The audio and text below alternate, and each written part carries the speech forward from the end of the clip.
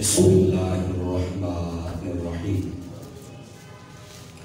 अम तस्अलुहुम अजरन फहुम मिन मग़रमिन मुस्क़लून। आमन्तु बिल्लाहि सदक़ल्लाहुल अज़ीम व बल्लगना रसूलुहुन नबियुल करीमुल अमीन। इन्नल्लाह व मलाइकतहु युसल्लूना अलन नबी या अय्युहल्लज़ीना आमनू सल्लू अलैहि व सल्लिमू तस्लीमा।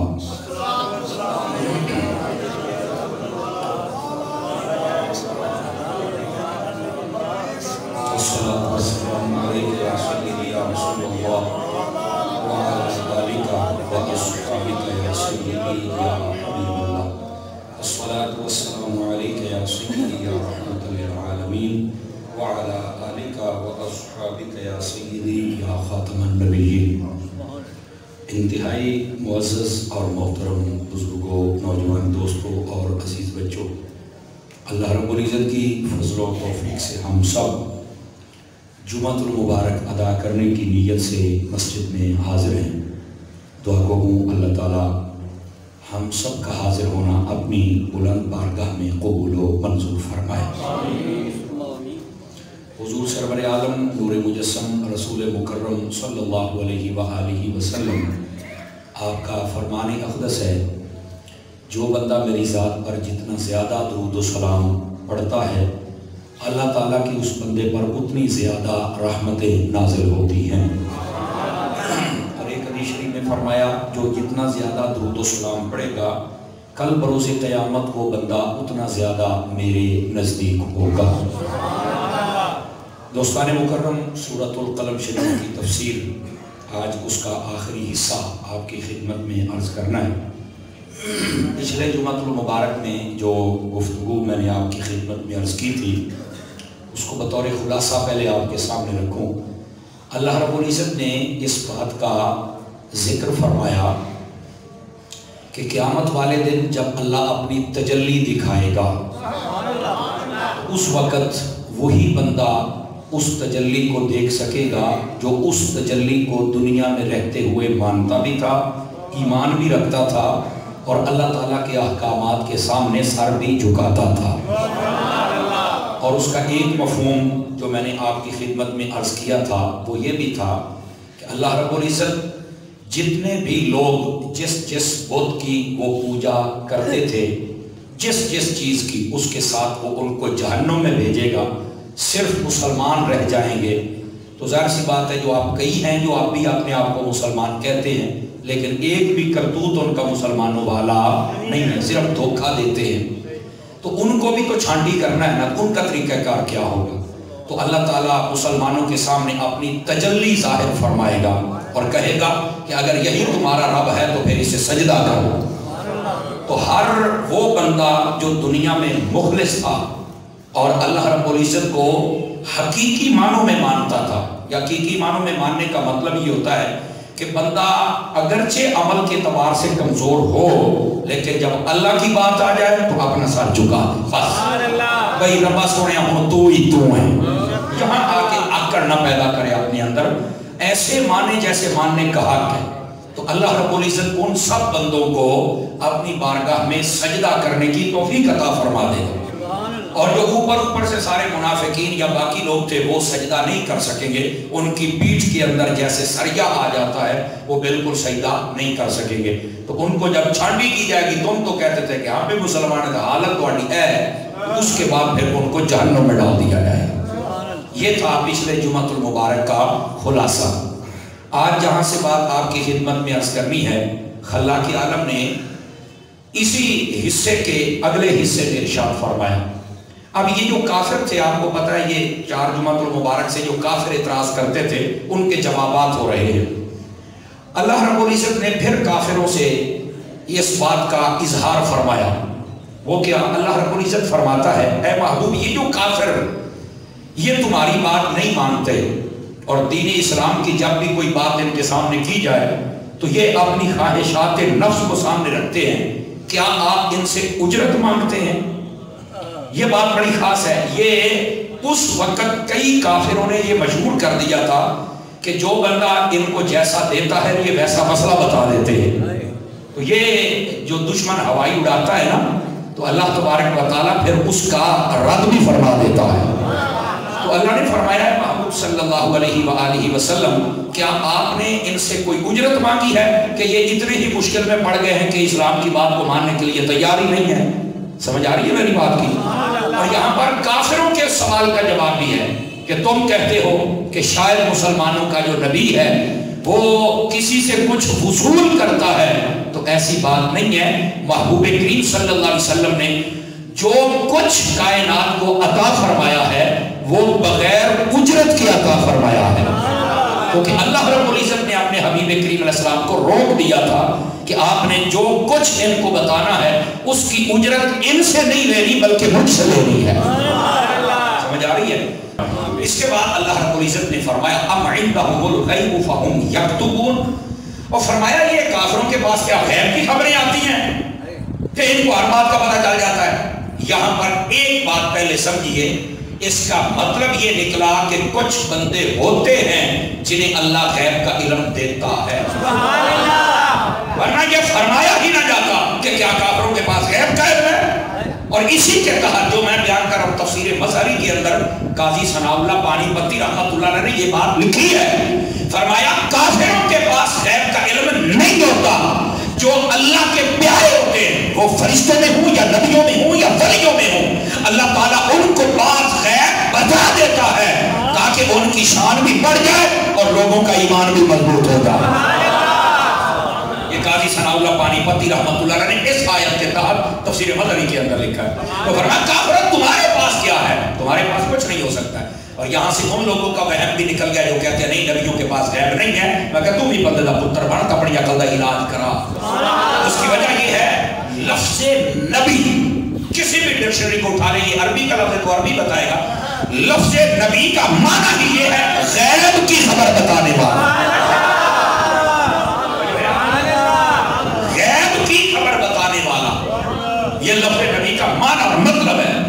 اب ادھر سے بندہ نبی کو نبی کہے، ادھر سے کہے غیب کا پتہ ہی کوئی نہیں، میں کہا خیر تے ہے ہی۔ اس واسطے اس آیت کریمہ نے بھی بات واضح کر دی، اور کافرہ تمہارے پاس کچھ نہیں ہے، تمہیں تو اللہ غیب دیتا ہی نہیں ہے، اللہ تو غیب دیتا ہے تو اپنے نبیوں کو یا رسولوں کو عطا فرماتا ہے۔ یہ انشاءاللہ جب اگلی سورت شروع ہوگی نا تو اس کے اندر آپ دیکھیں کہ اس کے اندر یہ پوری وضاحت ارشاد فرمائی اللہ کے عالم نے خود، لیکن یہاں پر ان کافروں کے اس فہم کو رد کر دیا گیا، باطل کر دیا گیا کہ دین سے بھاگتے ہو کیا تم سے کوئی اجرت مانگتا ہے۔ اب یہاں پر ایک صوفیانہ نکتہ بھی عرض کر دوں، دین سے تب بھاگے جب آپ سے کوئی اجرت مانگے۔ اب آپ مسجد میں آئے ہیں، آپ سے کسی نے پیسہ مانگا کہ 50 روپیے دے ہو تو پھر وسیلتے بڑھنا ہے، تو پھر بھی جنہیں ٹائم نہ نہیں ہوتے ہیں کہیں باہر کھلوتے کی کر دے کھلوتے، یہ مطلب ہے۔ اچھا جب آپ آئے ہیں باہر آپ کی گاڑیاں کھڑی ہیں تو کسی نے کہا کہ 100 روپیہ دے ہو تو تام گاڑیاں کھڑیاں کریں گے، جو نہیں نہ فرمائی آپ نے۔ اچھا کسی نے یہ کہا کہ یار اتنے پنکھے چلیں گے، اے سی چلیں گے، یہ چلر چلے گا، گرمیوں میں بڑی ٹھنڈ ہوئے تن جائے گی، تو چلو یہ ڈالے گرمیاں میں دیار میں چلو 5 چھو دے ہو، کوئی مانگے گا آپ سے؟ تو فرمایا جب دین کے معاملے میں تجھ سے مانگا ہی کچھ نہیں جاتا، تمہارے اوپر لاگو ہی کچھ نہیں، پھر پیچھے بھاگتے ہو، پھر تو پیچھے نہ بھاگو، ایک اس کا یہ مطلب ہے۔ تو دوستان گرامی یہ ایک عجیب بات ہے، لوگ جب کلبوں میں جاتے ہیں گاڑی کھڑی کرنے کے الگ پیسے دیتے ہیں، اپنے ٹکٹ کے الگ دیتے ہیں، اندر جو کنجر گناہ کرتے ہیں اس کے الگ دیتے ہیں، خرید کر گناہ کر کے آتے ہیں۔ مسجد میں آنا ہے کچھ بھی نہیں کرنا اور مشتوں میں گناہ بھی معاف ہونے ہیں، لیکن یہاں پھر نہیں آ رہے، یہ پتہ نہیں۔ یہ ایک مطلب اس کا یہ بیان کیا گیا ہے کہ دین کے نام پر تم سے کچھ لیا تو نہیں جاتا، نہیں کہا۔ ہاں یہ ایک اعلان کرنا الگ بات ہے، یہ میرے نبی کی سنت ہے کہ مسجد بنانی ہے، مدرسہ بنانا ہے، جنگ شروع ہو گئی ہے، آپ پیسہ دیں، تو اس میں بھی یہ نہیں ہوتا کہ اتنے تو لیونے نے تو ادھر نہ آئی، ایسی بات نہیں ہوتی۔ اپنی ہمت کے مطابق جس بندے کے پاس جتنا ہوتا ہے آپ گلے میں بھی ڈالتے ہیں، باہر کھڑے ہو کر بھی اعلان کیا جاتا ہے شابش بھی شابش۔ اور بس اوقات مجھے ایک دوست نے کہا کہ یار حاجی صاحب جڑا بوئے دے وچ کھلو کے کہتے ہیں نا چندہ دیتی آؤ، یار یہ نہیں کہنا چاہیے۔ میں نے کہا اس کی وجہ کیا ہے؟ یہ 4 دن پہلے کی بات اس نے مجھے فون کر کے کہا، تو میں نے کہا وجہ وہ اپنے لیے مانگتے کر نہیں مانگتے تو مسجد واسطے نے، اسی کیا کہ دینے آئے، اور میں کہا کہیں بھول بھی جاندے نے چلو جب آپ دیتے ہیں وہ کہہ دیتے ہیں تو کسی کے دل میں تو جذبہ آتا ہی ہوگا نا. اس پر آپ پابندیاں نہ لگائیں کہ حاجی صاحب کو مانگنا نہیں چاہیے. حاجی صاحب اپنے لیے مانگ رہے ہیں تو آپ ہم سے بات کرو, اور اگر مسجد کے لیے ہے اور آپ کہتے ہیں مجھے اچھا نہیں لگتا تو بھائی میں آپ کی طبیعت کے مطابق تو مسئلہ بتا ہی نہیں سکتا. مسئلہ یہ ہے کہ آپ بالکل کہہ سکتے ہیں احباب کو, کوئی کسی نے یہاں بھی چندہ دے دیا مسجد کو اور بعد جب دوبارہ کہا اس نے میرا اگر 50 دے دیا کوئی مسئلہ خراب تو نہیں نہ ہوگا, کوئی ایسی بات نہیں ہے. تو اس بات سے کئی بندے اگر بیٹھے ہیں تو وہ بھی توجہ اپنی اصلاح فرما لیں, دل تنگ کرنا شروع کر چھڑ دیں یار کیوں مانگ دے رہے. خدا کے بندے اگر کچھ انہوں نے اپنا بنایا تو ہمیں بتا, ہم خود ان کے سامنے کھڑے ہو جائیں. مسجد کا پیسہ تو کہاں لے کے جا رہے ہو, تو یہ منگنے ہی مسجد واسطے نے تو کبھی 1 مہینے کا میل بھارت تھا صحیح. یہ بڑے معاملات ہوتے ہیں, آپ کو نہیں پتا ہے. بہرحال ایسے دل کو تھوڑا نہیں کرنا چاہیے, اللہ کی راہ میں دینا بھی چاہیے, اللہ کی راہ میں مانگنا بھی چاہیے. میرے نبی صلی اللہ علیہ وسلم کی سنت ہے. Are you understand؟ بات سمجھ آ گئی آپ تو ضرور دیا کریں. اور یہ بھی دیکھ لیں اپنے ہاتھ کو ایسے نہ کیا کریں جیسے کہتے ہیں نا کہ ہر چیز کو قابو کر کے رکھنا, اپنے ہاتھ کو ذرا خیرات کرنے والا بنایا کریں. ابو داؤد شریف میں حدیث ہے بالخصوص مساجد کے حوالے سے فرمایا کہ جو چڑیا کے گھونسلے کے برابر مسجد بنائے, چڑی دا اسی دیہات میں لوگ بھی کہیں بیٹھے ہو, چڑی دا آگنا بیٹھے ہی نہیں, اس کو گھونسلہ کہتے ہیں, اس کے برابر. ایک صحابی نے کہا حضور اتنی سی مسجد تو ہوتی کوئی نہیں ہے, تو اس کا کیا مطلب ہے؟ فرمائی اتنی سی مسجد نہیں ہوتی تو اتنا سا تعاون تو ہو ہی جاتا ہے, تعاون تو ہو جاتا ہے. تو فرمائی یہی مراد ہے, کوئی تعاون کر دے اللہ تعالیٰ اس کا گھر بھی جنت میں بنا دیتا ہے. سمجھ آ رہی ہے آپ کو؟ تو فرمایا یہ کافروں کو کہ دین کے نام پر تم سے کچھ لیا نہیں جاتا پھر دین سے بھاگتے ہو, اور ساتھ ہی یہ فرما دیا کہ تمہارے پاس تو غیب کی خبر ہی نہیں آتی تو تم یہ کیسے باتیں کر رہے ہو. غیب کی خبر تو نبیوں کے پاس آتی ہے. اب اگلی بات بھی سنیے, اللہ رب العزت نے جب یہ ساری باتیں, میری طرف دیکھیں گے آپ کو ایک مسئلہ سمجھا. کافروں نے نبی پاک علیہ السلام کے طریقہ تبلیغ پر اعتراض کیا, نبی پاک علیہ السلام کے غلاموں پر اعتراض کیا, حضور اکرم علیہ السلام کو معاذ اللہ استغفر اللہ سورت کی ابتدا میں جادوگر کہا, مجنون کہا, سب کچھ کہا, اللہ نے سب جواب دیے. اور کافروں نے کہا ہم جنتی ہیں تم نہیں ہو, اللہ نے سب کا جواب دیا. لیکن آخر میں پتہ کیا کہا؟ فاصبر لحکم ربک ولا تکن کصاحب الحوت. فرمایا محبوب یہ جو مرضی کرتے رہیں آپ نے صبر کرنا. سمجھ آ رہی ہے؟ یہ جو مرضی کرتے رہیں آپ نے صبر کرنا. آواز کئی بندوں کی بالکل کمزور ہے یار, آپ نے صبر کرنا ہے. اب یہ نبی کو حکم دیا جا رہا ہے آپ نے صبر کرنا ہے. اور ساتھ ہی پتہ کیا فرمایا؟ ولا تکن کصاحب الحوت. فرمایا مچھلی والے کی طرح نہیں ہونا. مچھلی والا کون ہے؟ اس کا کیا مطلب ہے کہ محبوب آپ نے صبر کرنا ہے, مچھلی والوں کی طرح نہیں کرنا. یہاں سے مراد حضرت سیدنا یونس علیہ السلام ہے. سمجھ آ رہی ہے؟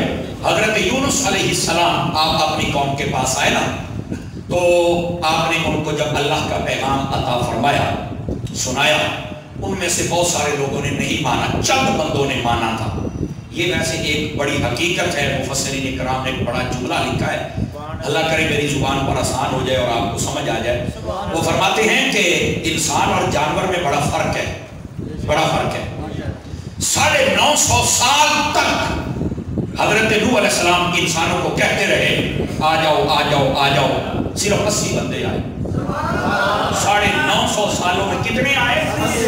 اور جب عذاب آنے لگا تو آپ نے کشتی تیار کی, آپ نے پرندوں کو صرف بلایا کہ آ جاؤ, سارے کے سارے پرندے اور جانور آ گئے. وہ فرماتے ہیں یہ ہے جانوروں اور انسانوں کا فرق. انسان اپنے تکبر میں رہتا ہے اور جو پرندے اور جانور ہوتے ہیں وہ تو نبی کے اشاروں پہ بات کرتے ہیں. 950 سال تک بلاتے رہے, صرف 80 بندے آئے, اور ادھر صرف ایک مرتبہ کہا اور پرندے اور جانوروں آ جاؤ, وہ سارے بات کے بچ پڑ گئے, کہنے لگے دیکھ لو ہم جانوروں کا حال ہی بندیاں کا حال. انسان اصل اپنی انا میں رہتا ہے, اپنی تکبر میں رہتا ہے. بہت سارے کام لوگ اپنے انا کی وجہ سے, تکبر کی وجہ سے خراب کرتے کہ نہیں کرتے؟ بہت سارے کام ہوتے ہیں, ایک ایک مثال دیں تو کام بہت آگے نکل جائے گا, سمجھ آپ گئے ہی ہوں گے. یہ انا اور تکبر جو ہے نا یہ انسان کو ختم کر دیتا ہے. اچھا, حضرت یونس علیہ السلام آپ نے جب پیغام عطا فرمایا, لوگوں نے نہیں سنا, چند ایک بندے تھے, اور وہ دن ب دن آپ کی گستاخیاں کرتے تھے. آپ جلال میں آ گئے, آپ غصے میں آ گئے, یا اللہ ان کو تباہ و برباد کر دے. فرمایا جاؤ میرے یونس, ان کو کہہ دو اللہ تمہیں ہلاک کر دے گا. حضرت یونس علیہ السلام ان کے پاس چلے گئے, سب کو اکٹھا کیا, فرمایا میری بات مان لو ورنہ ہلاک ہو جاؤ گے. ان میں سے کچھ بندے ایسے بھی تھے جنہیں یہ پتا تھا کہ یہ ہے اللہ کا سچا نبی, لیکن مانتے نہیں تھے. اور اس کی دلیل پتا کیا ہے, یہ سن کر آپ بھی حیران ہو جائیں گے. انہوں نے کہا بھائی بات یہ, یونس علیہ السلام نے جو کہا ہے نا عذاب, یہ اس وقت تک نہیں آ سکتا جب تک یہ یونس ہمارے درمیان رہے گا. کیوں؟ وہ کہنے لگے جو مرضی ہو جائے, جتنے نبیوں میں اسے عذاب نہیں آ سکتا. اب یہ بات بڑی گہرائی والی ہے. یہ چونکہ سنیوں کے مزاج کی بات ہے تو یہ خوش تو ہوں گے نا, اور یہی مزاج شریعت ہے. اب لوگوں نے ہر چیز کو قید کر دیا, او کمر کے اندر سانپ پہنچ گئے تو بچھو آن گے. میں کیا واقعی ہی ہونے نے, تو سانپ بھی چھکا نا, اسے پتہ نہیں کڑی کڑی چھیما ہونی نے. لیکن یہ بات بھی سچی ہے, اور نماز پڑھنے والا, درود پڑھنے والا, اس کی قبر میں جب مصطفیٰ آ جائیں گے پھر میں دیکھوں گا کیا آتا ہے.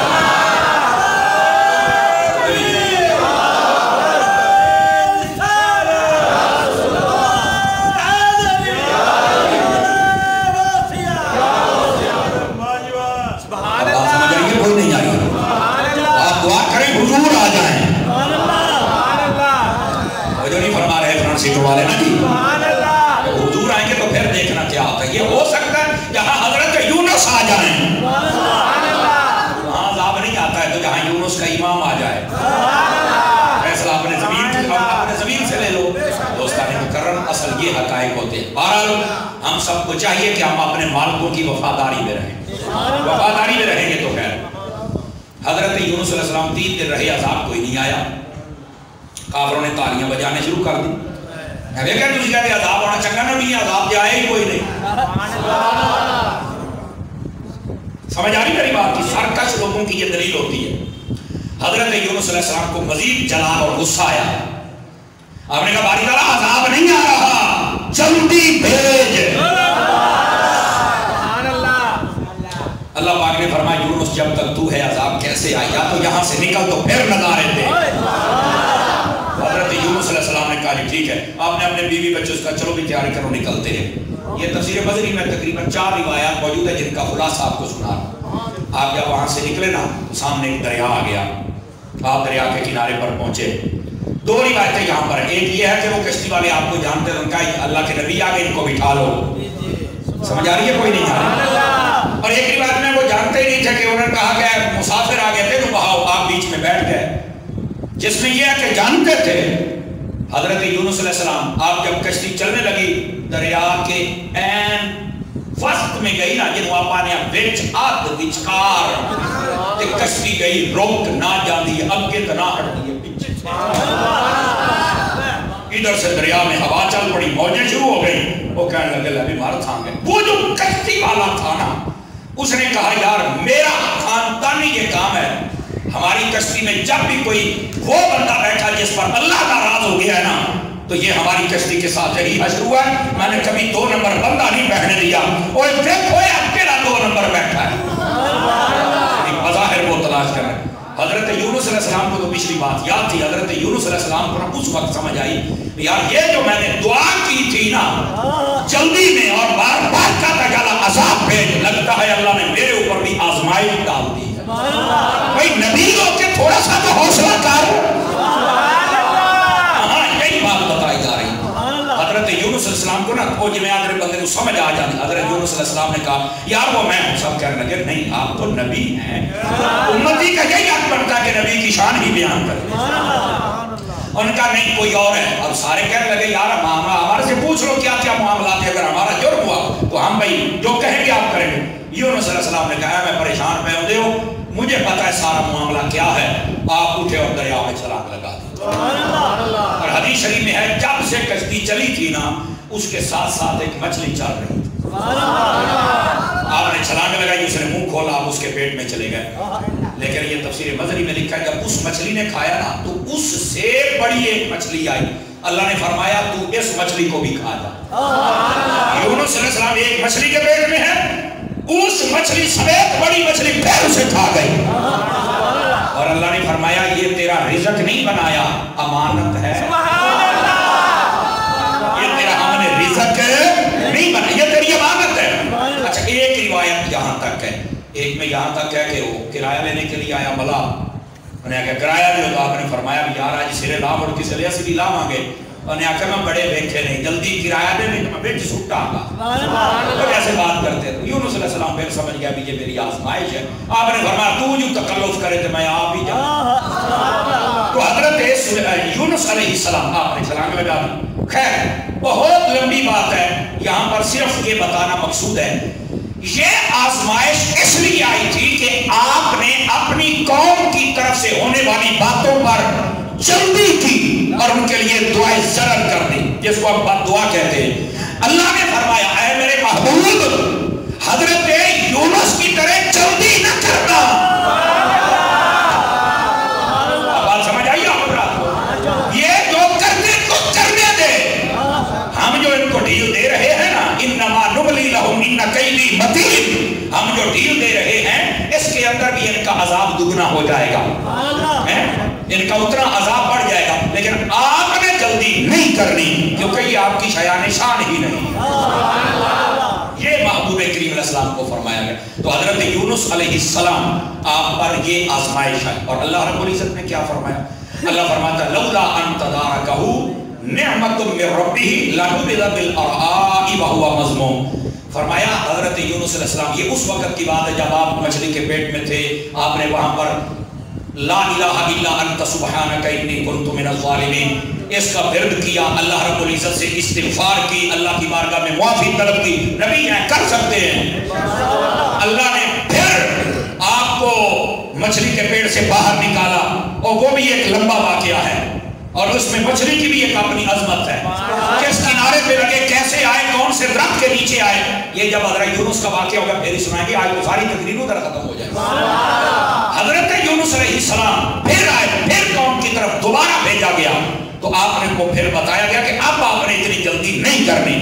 اللہ فرماتا ہے کہ اگر اس یونس کو اللہ کی نعمت نہ پکڑتی تو پتہ نہیں ان کا آج کیا حال ہوتا۔ سمجھ آ رہی ہے؟ یہ اس کا مفہوم ہے۔ فرمایا لولا ان تدارکہ نعمت من ربہ لنبذ بالعراء وہو مذموم۔ فرمایا اگر اللہ کی نعمت نہ ہوتی دوبارہ سارے معاملات کے بعد تو آج وہ ان کا ذکر ایسے نہ ہوتا، ذکر کسی اور طریقے سے ہوتا۔ اور فرمایا انہوں نے جب استغفار کی اللہ نے پھر اپنی نعمت ان کے اوپر کی، اور آج بھی ان کا ذکر اللہ کے نبیوں میں ہو رہا ہے۔ جو بندہ جتنے مسائل پر صبر کرتا ہے نا اس کو درجہ اتنا اونچا ملتا ہے۔ یہ تفسیر مزاری کے اندر اسی سورت کی اسی آیت کی تفسیر میں لکھا ہے حضرت یونس علیہ السلام اولو العزم رسولوں میں سے تھے۔ ایک ہوتا نبی، ایک ہوتا رسول، ایک ہوتا اولو العزم۔ سمجھ آ رہی میری بات کی؟ نبی کون ہوتا ہے؟ جو اللہ کی طرف سے مبعوث کیا جائے، اب معجزات اللہ اسے عطا کرے اور وہ پچھلے نبی کی شریعت کو آگے لے کے چلے۔ سمجھ آئی نا؟ انسانوں کی تبلیغ، رشد و ہدایت کے لیے اللہ کے احکام آگے پہنچائے، سچا نبی ہو یہ نبی ہو۔ رسول کون ہوتا ہے؟ ہوتا تو وہ بھی نبی ہے لیکن اس کا ایک درجہ بلند ہوتا ہے کہ اللہ اس کو نئی شریعت، نئی کتاب عطا کرتا ہے۔ یہ تھوڑا سا فرق ہے نبی اور رسول میں۔ نبی پچھلی شریعت اور پچھلے مسائل اور پچھلے دین کو آگے لے کے چلتا ہے، لیکن اللہ تعالیٰ اسے معجزات عطا کرتا ہے، وہ اپنی سچائی پر دلائل دیتا ہے۔ جو رسول ہوتا ہے اس کو نئی شریعت عطا کی جاتی ہے۔ اچھا ان میں سے جو اولو العزم ہوتے ہیں یہ وہ ہوتے ہیں اللہ رب العزت نے جن کو ہر میدان میں آزمایا اور وہ کامیاب ہو جاتے ہیں۔ اولو العزم سب سے بلند درجے والے، اور پتہ یہ کون کون ہے؟ ان میں حضرت ابراہیم علیہ السلام بھی ہیں، حضرت نوح علیہ السلام بھی ہیں، حضرت موسیٰ علیہ السلام، حضرت عیسیٰ علیہ السلام، اور انہی کے امام میرے محمد مصطفیٰ صلی اللہ علیہ وسلم۔ اولو العزم رسول، ان اولو العزم رسولوں میں سے نبی نبی ہوتا ہے، اس کے بعد رسول، اور اس کے بعد جو درجہ اولو العزم، اور اولو العزم کے بعد جو سب سے بڑا درجہ ہے وہ تیرے اور میرے نبی صلی اللہ علیہ وسلم۔ اب آپ کو بات سمجھ آئیے میں کیا تو فرمایا کہ یہ حضرت یونس علیہ السلام یہ اولو العزم رسولوں میں سے تھے، ان کا درجہ، لیکن جب اتنی جلدی فرمائی تو اللہ نے اس فہرست سے ان کا نام نکال دیا۔ بات سمجھ رہی ہے آپ کو؟ یہ جو صبر ہوتا ہے نا، وہ ایک شعر ہے، اصل مرنا یہ ہے کہ میں شعر پڑھتا نہیں، نہ میں یاد کرتا ہوں، وہ جو کہتے ہیں جناب صبر کرے تا ہیرے، کوئی ایسی بات ہے نا؟ ہاں، چپ رہنے تا موتی ملسن، صبر کرے تا ہیرے، پانگنا والوں رولا پاویں، نہ موتی نہ ہیرے۔ اصل یہ جو صبر ہوتا ہے نا، صبر فرمایا حبیب آپ نے مچھلی والے کی طرح جلدی نہیں کرنا، یعنی حضرت یونس علیہ السلام نے جیسے کیا اور پھر ان کے ساتھ جو ہوا، اور اللہ کی اگر نعمت نہ ہوتی تو آج ان کا ایسے ذکر نہ ہوتا۔ اللہ فرماتا ہے فَاجْتَبَاهُ رَبُّهُ فَجَعَلَهُ مِنَ الصَّالِحِينَ، فرمایا اللہ نے پھر ان کو چن لیا اور پھر اپنے رسولوں میں شامل فرما لیا۔ صالحین سے مراد رسول ہے، رسولوں میں شامل فرما لیا۔ مطلب کیا ہے کہ ان کا عہدہ بحال ہو گیا اور دوبارہ سے پھر انہوں نے تبلیغ انسانیت کے لیے کام کرنا شروع کر دیا۔ تو اس کا ایک مطلب یہ نکلا کہ جب بندہ دین کی باتیں کرے تو لوگ دشمنی بہت کرتے ہیں۔ پتہ کیسے دشمنی کرتے ہیں؟ ادھر دیکھیے گا، پوری گھنٹے کی ساری تقریر سن کے پتہ کی یاد ہے یار ایک گل نہیں سی کرنی چاہیے، یعنی پچھلے 59 منٹ بول گئے وہ ایک یار سی انسان سارے کو دو بلا نکل سکتا ہے، لیکن بھائی نہیں چھڑیں دے۔ یہ اگر محبت ہوتی تو کہہ دیتے بھی چلو یار اتنی لمبی تقریر اتنی اچھی ہوئی ہے تو ایک جملہ ہماری طبیعت کے مطابق نہیں بھی نکلے گا، کہہ دیتے یار چلو کوئی نہیں، ایک ہی ہے نا، خیر ہے۔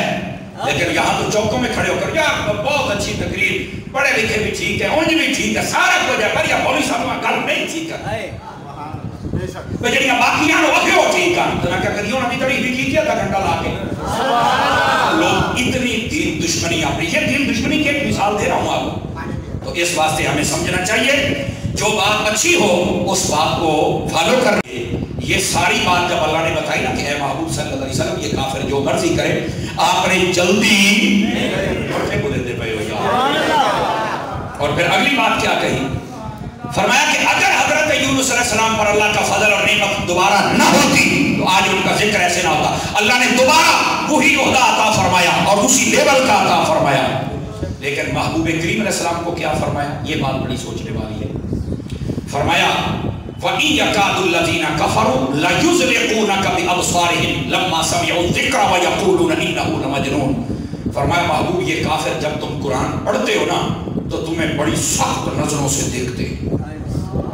اب یہاں پر بھی اگر ہمیں سمجھ آ جائے، جب عام دار سی بات ہے، اللہ نے آگے بیان فرمایا حبیب جب تم ان کے سامنے قرآن پڑھتے ہو، اللہ کا کلام پڑھتے ہو، ان کو دین سمجھاتے ہو تو یہ بڑی گھور گھور کے تمہیں دیکھتے ہیں اور ایسے لگتا ہے کہ یہ نظروں سے ہی کام کر دیں گے، نظروں سے ہی کام کر دیں گے۔ بس اوقات بندہ اتنے غصے سے دیکھتا ہے نا، اس کی آنکھوں میں ہوتا ہے کہ وہ سوال بندے کو پتہ چل جاتا ہے یہ میرا اینا نہیں پیا، یہ میرا راہ لہو ہے، ہوتا ہے نا۔ غصے کی علامتوں میں سے ایک علامت ہوتی ہے۔ تو اللہ نے فرمایا حبیب جب تم ان کے سامنے قرآن پڑھتے ہو، تم ان کو دین کے بارے میں بتاتے ہو تو یہ آنکھیں پھاڑ پھاڑ کے تمہیں دیکھتے ہیں کہ ان آنکھوں سے تیرا کام کر دیں گے۔ پر فرمایا اللہ رب العزت نے فرمایا جب وہ سنتے ہیں تو آگے پریشانی یہ بھی ہوتی ہے کہ یہ کلام کوئی عام تو ہے ہی نہیں، اور کئی ان میں سے یہ کہتے ہیں یہ تو کسی مجنون کا کلام ہے، یہ تو کسی دیوانے کا کلام ہے۔ اللہ رب العزت فرماتا وما هو الا ذکر للعالمین، کیا ہو گیا ہے لوگوں کو، یہ کلام کسی دیوانے کا نہیں ہے، یہ کلام ہے تو رب العالمین کا کلام ہے۔ یہ قرآن مجید قرآن رشید ہے۔ تو یہاں پر محبوب کریم صلی اللہ علیہ وسلم آپ سے فرمائے گا کافر ان نظروں سے دیکھتے ہیں کہ شاید لوگ ختم کر دیں گے، پر فرمایا حبیب آپ کیسے؟ اب یہاں پر نا جو پکے سنی لوگ ہیں نا جی، ایک گل انہوں نے سمجھ ہونی باقی کس طرح کوئی نہیں جسا پہلے میں واضح کرتا پیا۔ اللہ رب العزت نے اپنے حبیب نو پکا کیا شان دیتی ہے، 14واں سپارہ چوک کے دیکھو اللہ نے خدا کی قسم کمال کر دیتا۔ اللہ پاک فرماتا ہے حبیب یہ تمہیں کیا نظر لگائیں گے، کیا دیکھیں گے؟ فَإِنَّكَ بِأَعْيُنِنَا، جنہیں تینوں تیرے رب نے دیکھے کوئی دیکھ سکتا ہی نہیں ہے۔ آپ نے توجہ نہیں فرمائی ہے۔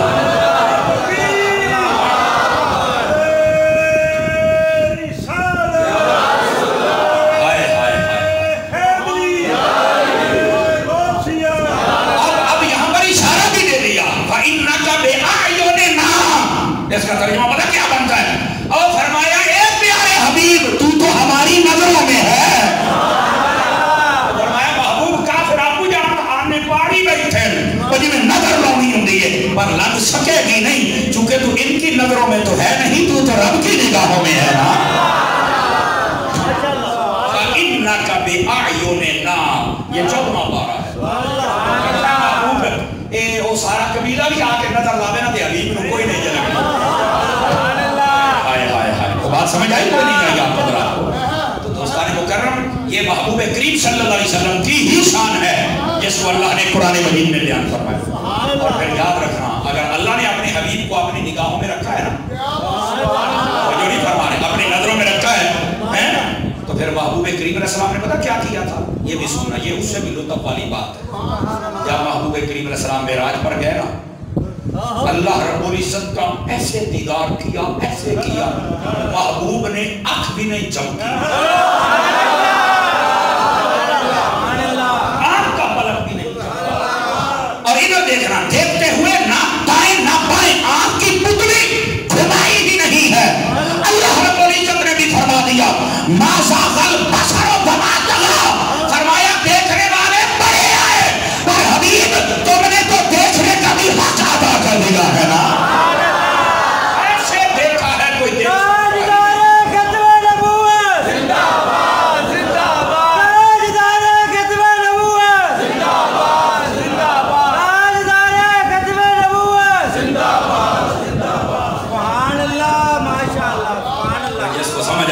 सुभान अल्लाह फरमा देना।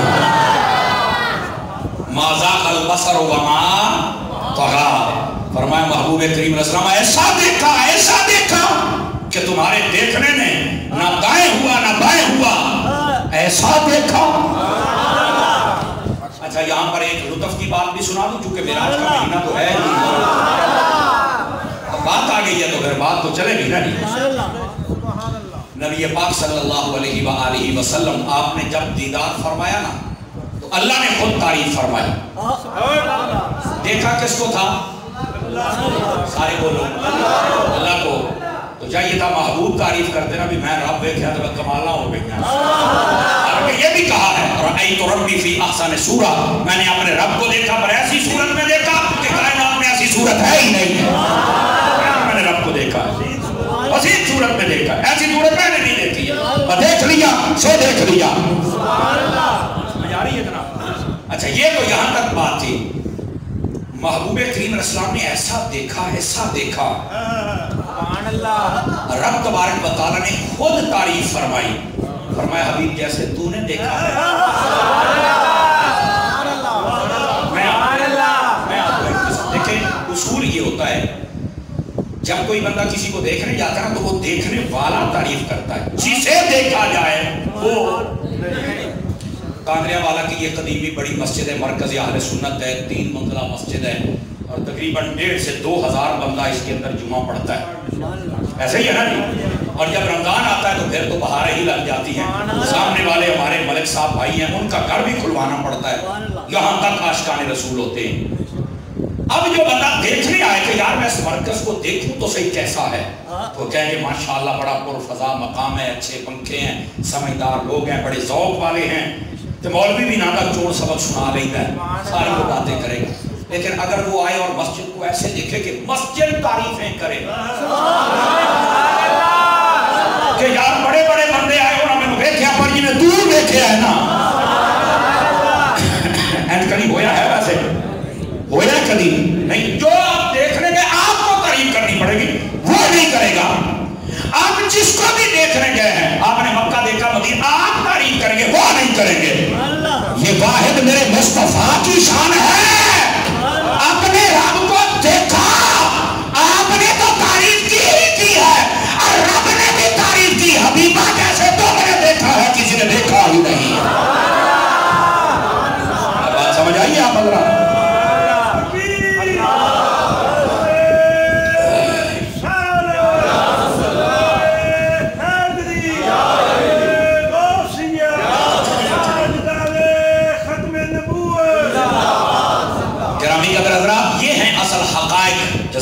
अल्लाह आपको बरकत दे।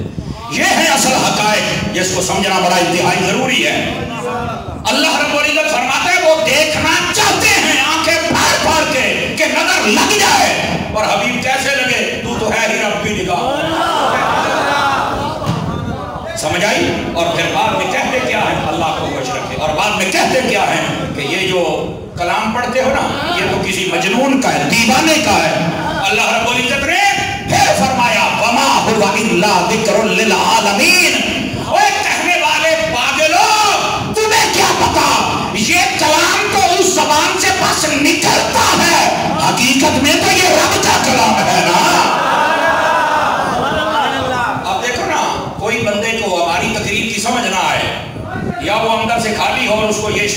باتیں نہ سمجھ آئیں اور وہ یہ کہے نہیں نہیں یار ہے تو تقریر ہے تذکیر ہے بڑی کوئی نہیں بڑا نمیاں گلاں ایک گلاں نے بھلا یہ مطلب ہے تیرا اپنا بھانڈا خالی ہے بابو مسئلے نہیں کوئی نہیں پتا.